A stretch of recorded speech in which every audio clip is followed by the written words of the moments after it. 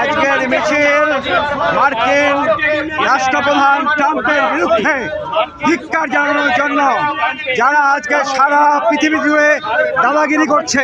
প্যালেস্টাইনের তারা শিশু হত্যার নায়কদের সাপোর্ট করছে।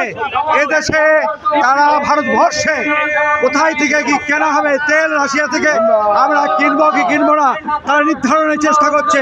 তারা 50% ট্যারিফ চাপানোর চেষ্টা করছে। তাই মার্কিন রাষ্ট্রপ্রধান ট্রাম্পের বিরুদ্ধে, মার্কিন যুক্তরাষ্ট্রের বিরুদ্ধে আমরা ধিক্কার জানানোর জন্য আজকে সংযুক্ত শ্রমিক সংগঠন এবং কিষাণ মোর্চা ঐক্যবদ্ধভাবে সারা ভারতবর্ষে বিক্ষোভ করছি। এই বিক্ষোভ চলছে। যদি ভারতের মোদী সরকার দ্রুত ট্রাম্পের সঙ্গে সমস্ত সম্পর্ক ত্যাগ না করে, তাহলে আরো ব্যাপক আন্দোলনে আমরা নামব।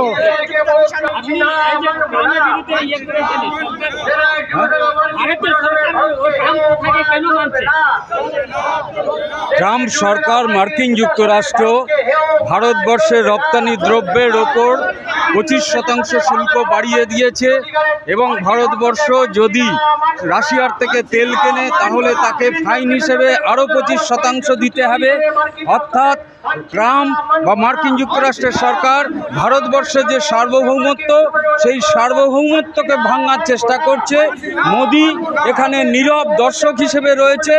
আমরা তার প্রতিবাদ জানাচ্ছি। আমরা বলছি ট্রেড ইউনিয়নের পক্ষ থেকে, সংযুক্ত কিষাণ মোর্চার পক্ষ থেকে, যে ভারতবর্ষের সার্বভৌমত্ব রক্ষা করতে হবে এবং সারা বিশ্বে ট্রাম্পের মদতে ইসরায়েল যেভাবে গণহত্যা চালাচ্ছে, অবিলম্বে সেই যুদ্ধ বন্ধ করতে হবে।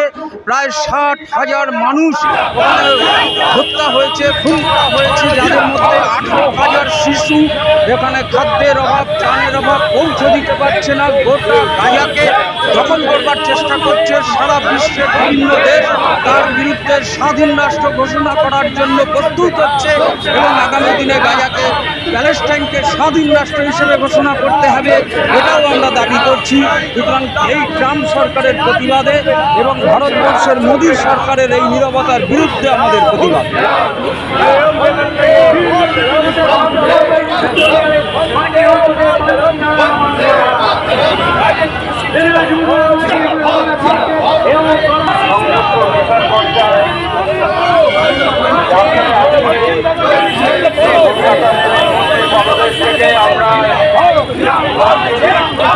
প্রচার দপ্তরের সামনে উপস্থিত হয়েছে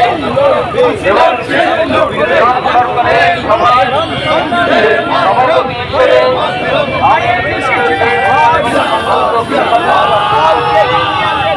সভাপতিত্ব করবার জন্য নেতা এবং সভাপতি